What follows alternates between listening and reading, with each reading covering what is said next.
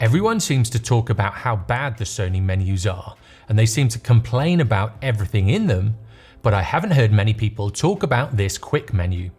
It's basically a way of quickly accessing more settings than what you've programmed into your custom buttons and your FN menu. To get to it, press up on your display button until you see this menu.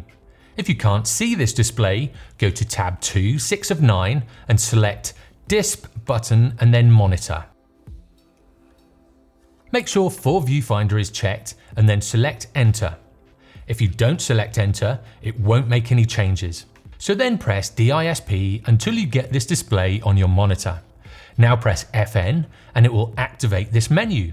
You can now quickly change drive mode, flash settings, focus modes, focus area, face tracking, picture modes, and media priority. You also have access to metering, white balance, the DR and creative modes if you don't use picture profiles, and picture effects if you shoot JPEGs, aspect ratios, and the toggle between RAW and JPEGs. And on top of all this, if you go over to the left, you can change your ISO, steady shot, IBIS, and if you shoot JPEGs, the size of the JPEGs. Also, if you shoot with a flash in TTL mode, you can use flash exposure compensation here.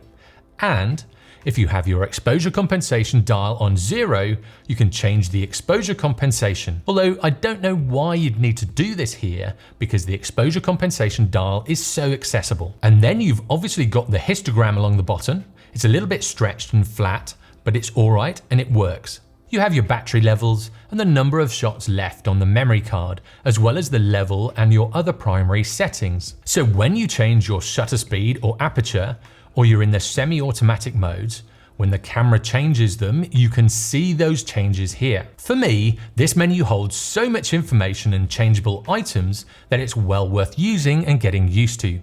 I've now set up my custom buttons slightly differently because of this. You do have to have the monitor and EVF toggle on automatic, which is in tab 2, 6 of 9, Find a Monitor Auto. But if you can get used to this, it holds so much information and gives you easy access to a lot of different things. I'd just like to say thanks to Paul for reminding me to make this video.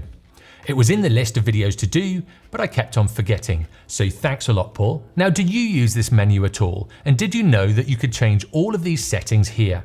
Let me know in the comments below. Also, if you have any other ideas for videos, let me know in the comments or let me know in an email. I'm always up for suggestions and ideas for future tutorials.